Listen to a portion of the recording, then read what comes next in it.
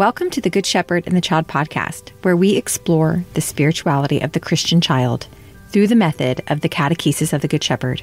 I am your host, Carrie Mecki Lozano. Today we begin season 4 of the podcast. We want to thank all of you for journeying with us as we learn more about God and the child and this special relationship that they have. Today we have Dr. Donald Wallenfang joining us on the podcast to talk about the metaphysical child. And this is a term that Sofia Cavalletti used at the end of chapter 1 of the religious potential of the child. We also heard about it a little bit from Rebecca Roytsevich in our very first full episode, The God and the Child. She spoke about it, the metaphysical child, a little bit there as well. So Donny is going to lift up for us just what is metaphysics, as well as what does metaphysics mean for the child, for the adult, and as well as the prepared environment. I hope you enjoy. Donny, welcome to the Good Shepherd and the Child podcast. Thanks so much, Carrie. What a great gift to be with you. Well, Donny, tell us a little bit about who you are. Yeah, so my name is Donny Wallenfang, born in Kalamazoo, Michigan, and grew up in Benton Harbor in St. Joseph, Michigan. I'm married to Megan, who is a CGS formation leader, and we have 6 children, ages 22 down to 8, 1 daughter, who's the oldest, and 5 sons. And I've been involved in CGS for the past 23 years as a catechist in levels 1, 2, and 3, but I would describe myself primarily as a level 3 catechist. And I received a doctorate in theology from Loyola University Chicago in 2011, and am currently a professor of theology and philosophy at Sacred Heart Major Seminary in Detroit. And my wife Megan and I are also both third order Carmelites. That's awesome. That's awesome.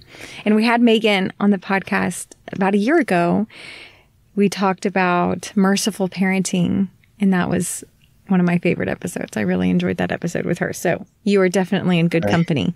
Right. I learned so much for her and Aaron in that episode as well. I like to refer back to it with her as we continue to try to parent our own children with great mercy. So in all your studies within Catechesis of the Good Shepherd, but also in your more formal studies at university, you found this connection between catechesis and what you were studying.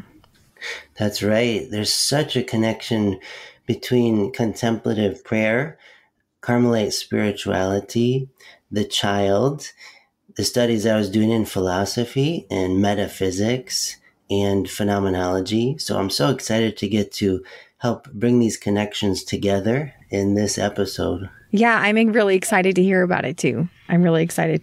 So how about we start with just defining what is metaphysics, because that's a term that most people are not familiar with.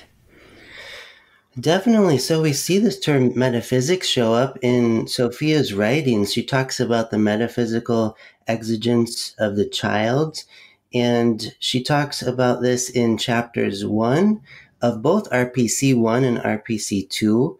In RPC1, chapter 1, God and the Child, RPC2, chapter 1, the questions of the child, such as the silent question of the child is, what is life? And so we wonder, what does Sofia mean by this metaphysical exigence of the child, or she says elsewhere, this ontological need of the child? Metaphysics as a word can be broken down into the first part, meta, meaning behind or beyond, and physics comes from a Greek word for nature. So it's a method of philosophy that goes back to ancient Greek philosophy, especially to Aristotle, who lived about 300 years before the time of Jesus. And it's a method that he developed that inquires into what is most essential in the world of being and beings. What is most necessary and universal? And Aristotle, one of his works is called the Metaphysics. Even though he didn't name it that, it was termed that by an editor of his works about 100 years after he wrote it.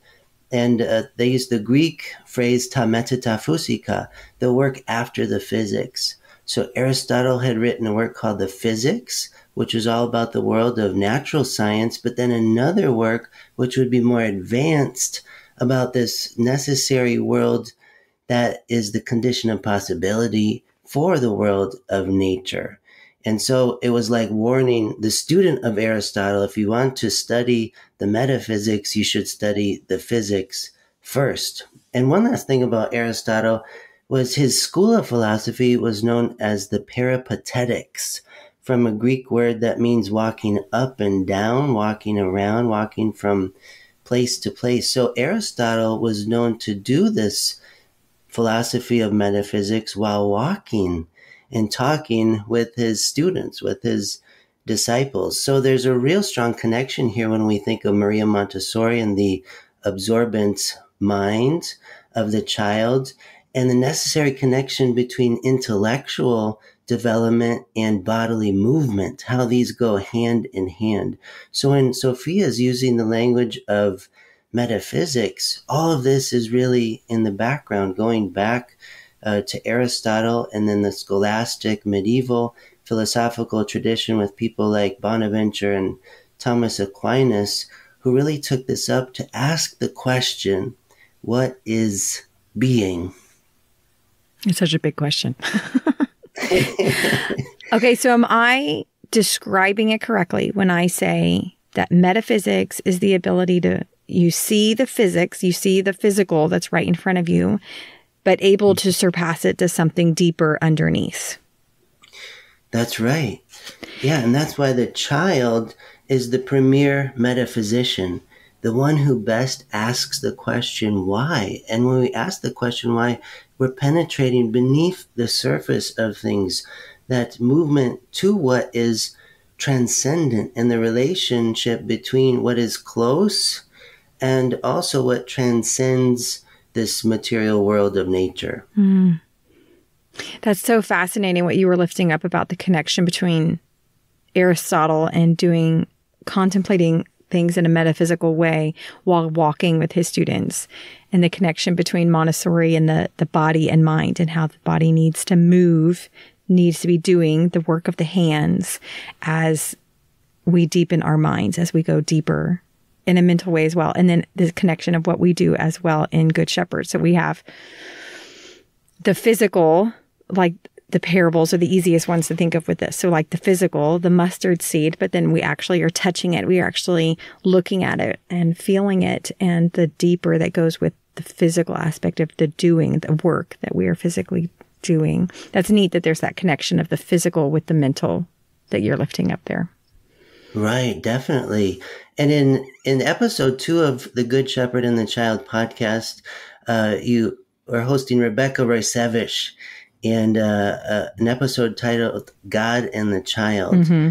And in that episode, I remember Rebecca talking about how children are simultaneously attuned to the sensorial and the transcendent. Right. That they're both alive in their senses and in their spirit.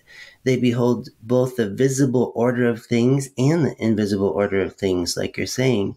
And in Cavalletti in RPC1, chapter 1, says that the child delights in and is deeply satisfied by contact with God. So the little child, we especially observe this in level 1, has a marvelous unity within of the physical reality and the transcendent reality, and that children are able to move fluidly between the natural and the supernatural. Right. There's no really conscious effort involved in this movement for the child.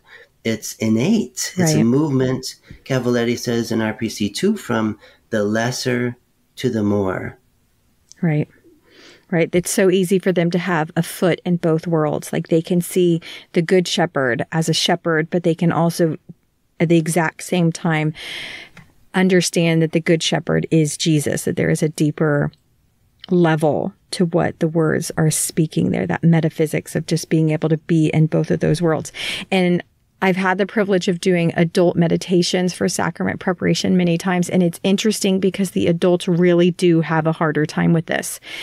like I'm thinking right now about the parable of the prodigal son, which in Good Shepherd we call the forgiving father.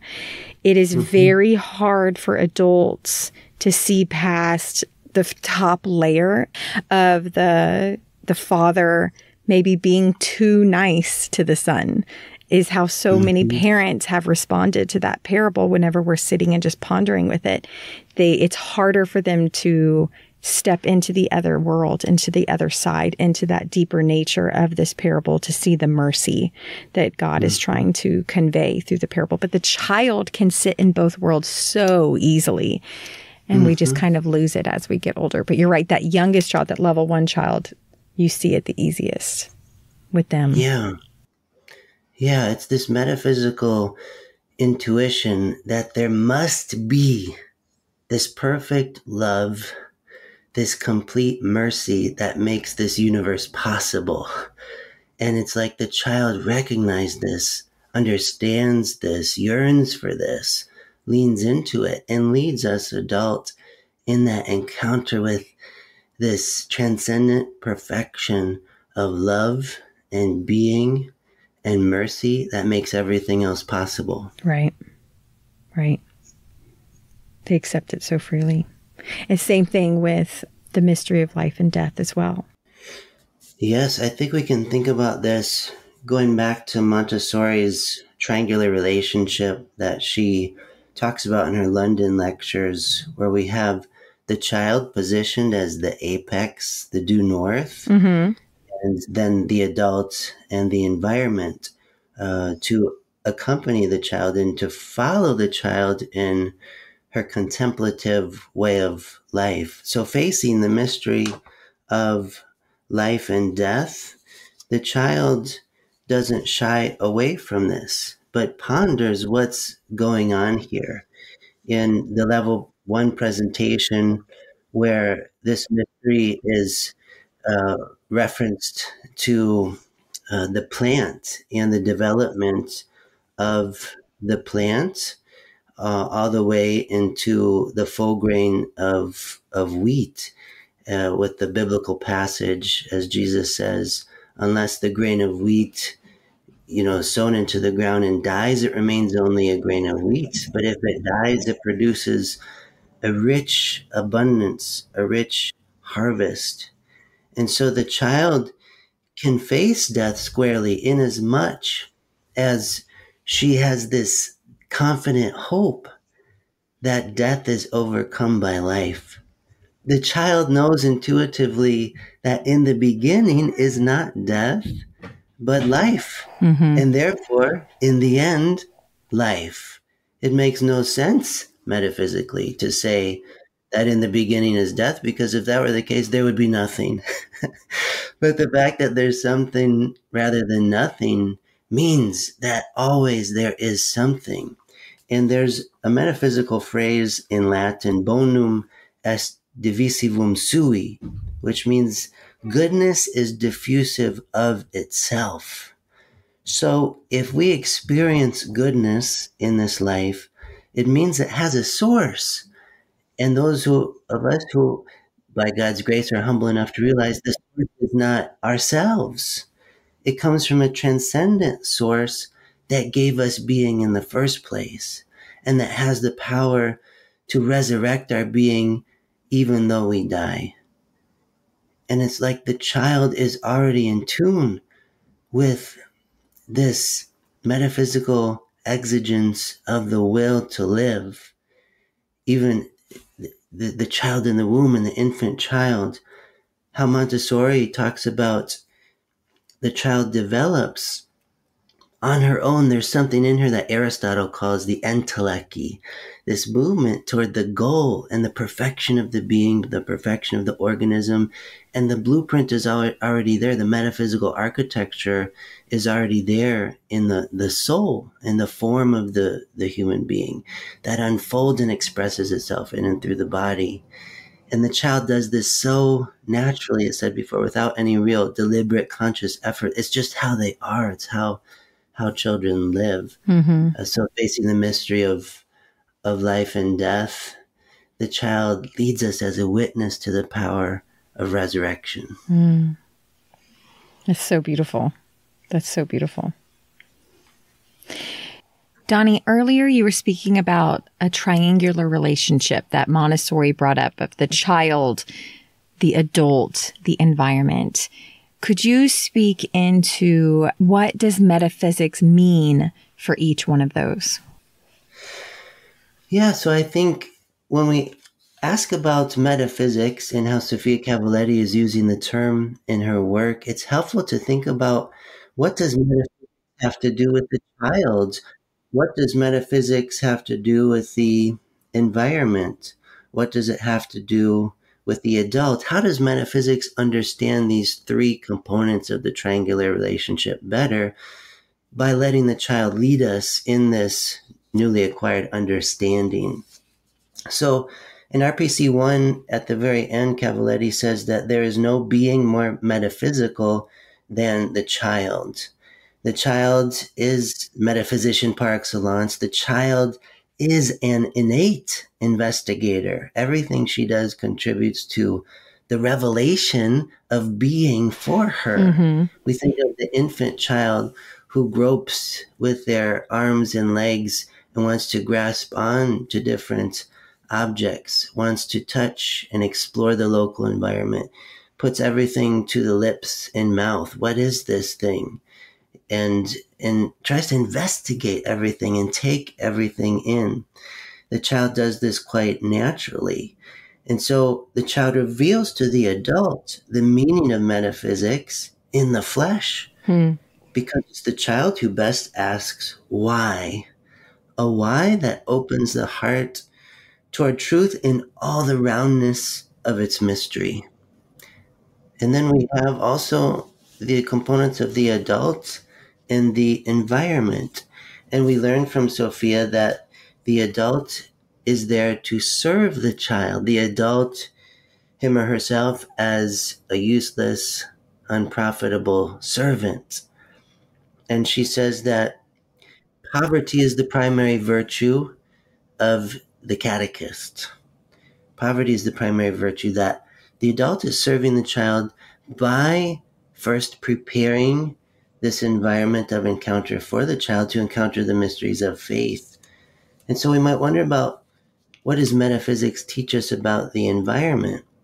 We think about Jesus, the itinerant rabbi. Jesus, called the great physician, and we could also say the great metaphysician.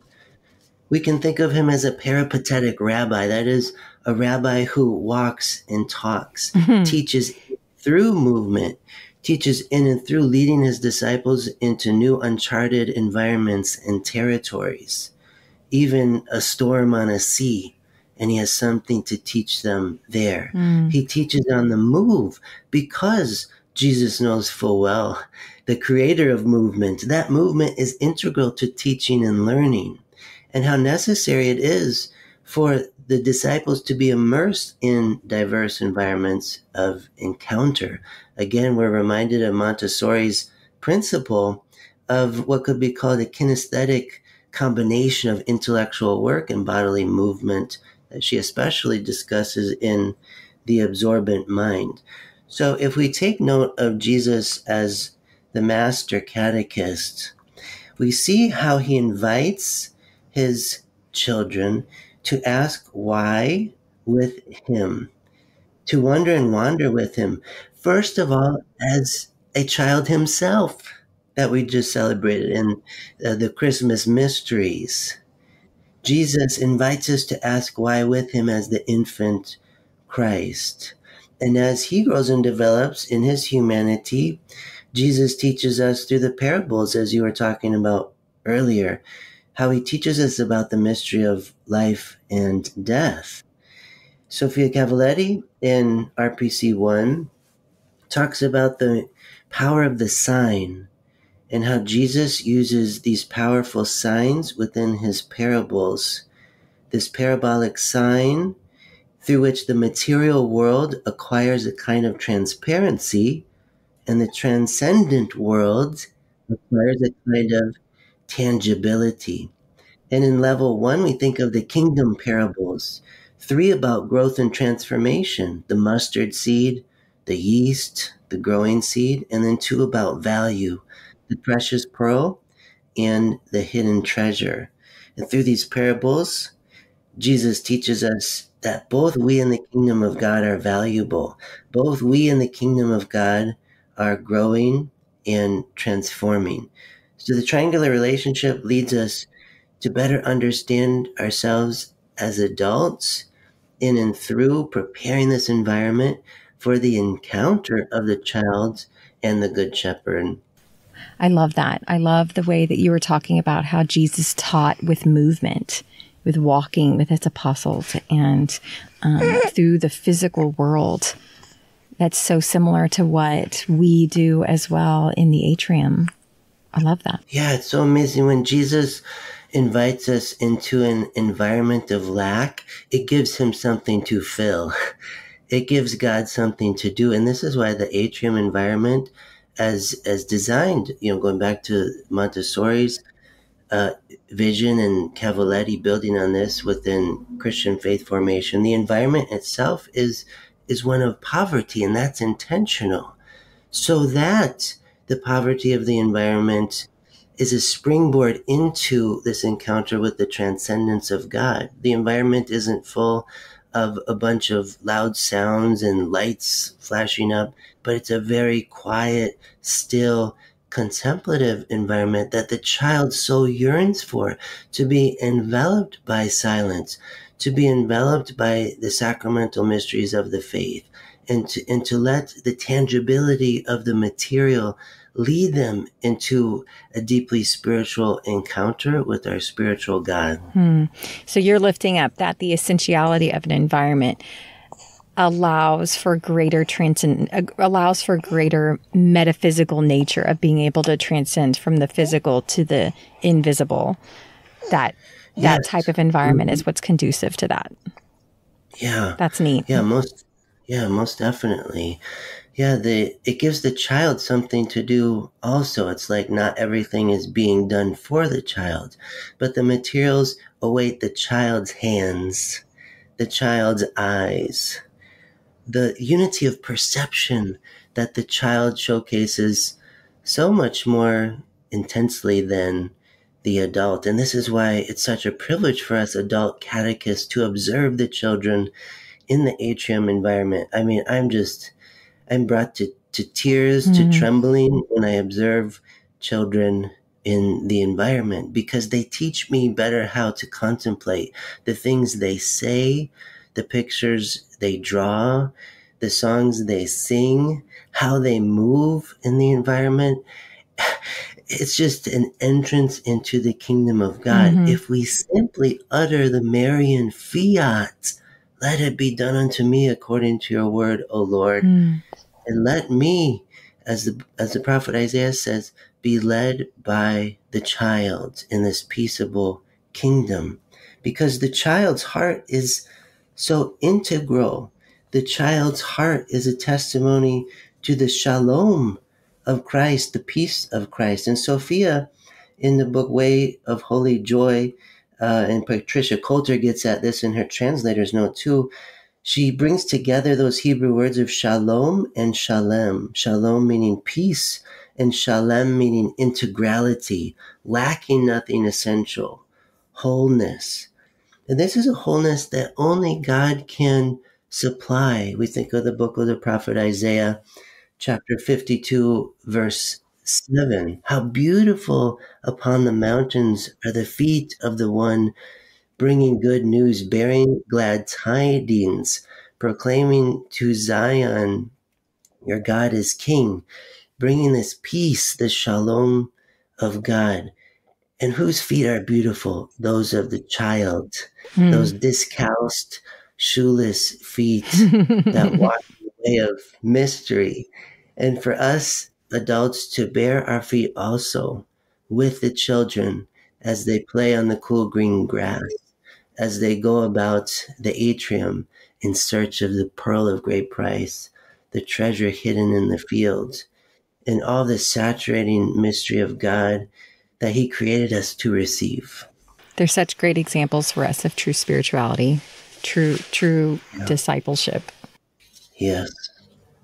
No question about it. And as adults, as Sophia teaches us, we have to be so careful as catechists to count our words. As Maria Montessori gave as a rule for her teachers, the words of Dante in Italian, le parole tue sian conte. Let your words be counted, so that we don't clutter up the child's encounter with this mystery with our own words. We need to let the sacramentality of the prepared environment, the materials, do the talking, do the expression. And so adult is this privileged witness to the contemplative epiphany of the child. The adult has the privilege to ask why with the child and to give to the child what they're asking for and no more. To allow the child room for self-discovery and that peripatetic freedom of movement. The child, too, has the privilege of wandering alongside the child. As Sophia says in RPC1, for catechesis to be a living event for the child, the catechist should know the child's exigencies, those metaphysical yearnings for transcendence, and the aspect of God that most corresponds to those exigencies, those spiritual needs of the child. Mm. So it's so wonderful to ask why with the child and to pursue with abandonment the answer that because that is the original cause of all of our being in life, namely God. And to let the materials manifest in the prepared environment do this work of encounter rather than the verbal eloquence of the adult. So altogether, this would allow us to overcome what Sophia calls the present crisis in our culture, the crisis of incarnation, in which she says it is not so much God who is denied, but Christ, the incarnate Word, who is rejected. So the materials in the atrium, in this prepared environment, allow children to encounter the incarnate Word through the sacramentality of his living meaning. Mm. And as the adults, when we are not counting our words, when we are not creating essentiality, we are getting in the way of that incarnation within the child. That's powerful. Right, right. There takes a lot of trust that we have to have as the adults, that we do not have to have control over this. There's just a lot of trust in God and also in the capacities of the child, so that they truly are capable of this metaphysical nature. They are truly capable of seeing beyond, and we don't have to always force it. So there's a lot of trust that has to come within that. Yeah, so much trust, as Sophia refers to St. Augustine saying, "Numquam possum docere," I can never teach, because we trust in Christ, the inner teacher, at work in the child, at work in ourselves, and we simply facilitate that encounter. So for one of the greatest teachers of the history of Christian theology, St. Augustine, to say, I can never teach. We have to learn from that. Yeah. And Sophia definitely takes that to heart. And as you say, there's so much trust involved. But when trust is a fundamental feature of catechesis, we know we're on the right track. Yes, I agree. I completely agree with that. And whenever someone is having difficulties, I have found in my experience that it always tends to come back to either a disruption in the environment or a disruption in the adult. I think sometimes we immediately assume that there's something wrong within the child, but it's usually the other two parts of the triangle. Right. Yeah. So I found it takes a lot of prayer for me to kind of come back to more an essential place within myself, so that I'm not imposing and getting in the way of that incarnation that you were talking about, that I can trust that this child and trust that the Holy Spirit has got it. So it takes a lot of prayer. Yeah. And that's why the triangular relationship is such a helpful diagnostic tool to troubleshoot what's going on in the environment if things don't seem to be connecting. for the child. And the first working assumption is the problem, as you said, is not the child, Right.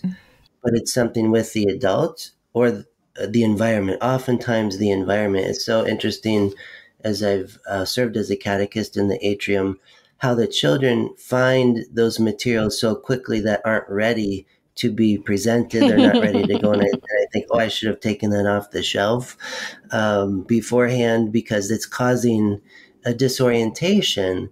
And what we aim at is the most ideal orientation for the child as possible in the environment. And that means it has to be prepared as well as possible. And the catechist has to be prepared as well as possible to present all of the materials there, and then to get out of the way and let the child work with them as the goal.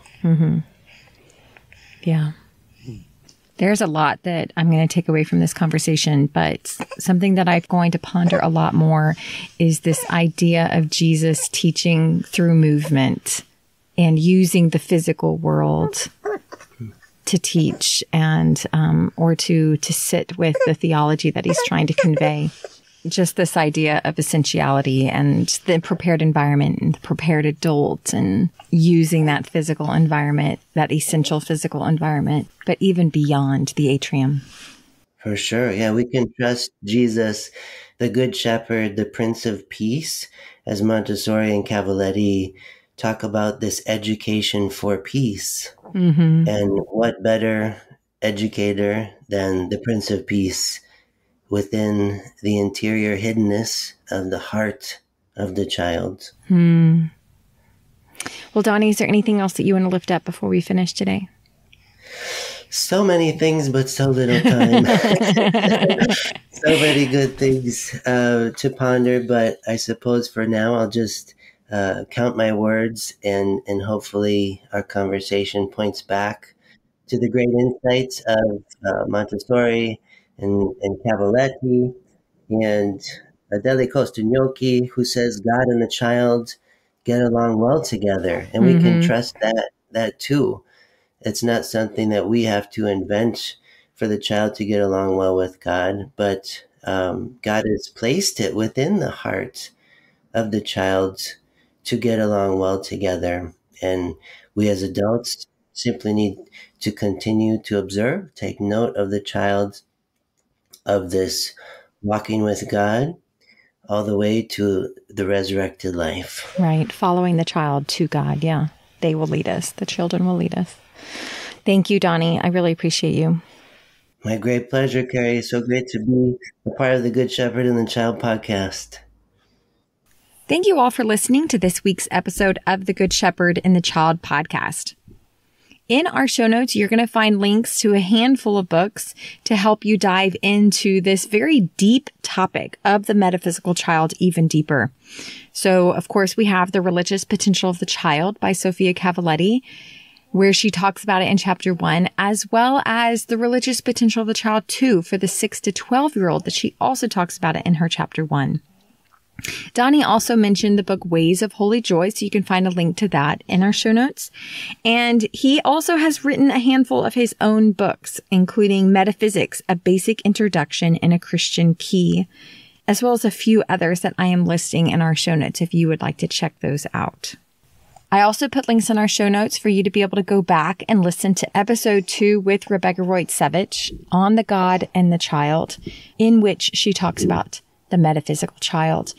I also put a link for episode 82, which has Donny's wife, Megan Wallenfang, with Aaron Miller and I talking about merciful parenting. We are still accepting listener questions, so please feel free to check that out in our show notes. If you would like to ask a question about the Catechesis of the Good Shepherd, go there. And we also have the audiobook of the 3rd edition of The Religious Potential of the Child, read by Rebecca Roitsevich, that is now available on Audible. So go look in our show notes for more details for that. This podcast is sponsored by the United States Association of the Catechesis of the Good Shepherd. If you would like to know more about the Catechesis of the Good Shepherd, or if you would like to become a member, please go to cgsusa.org. Thank you all for listening. We will see you in 2 weeks. Go and fall more deeply in love with God.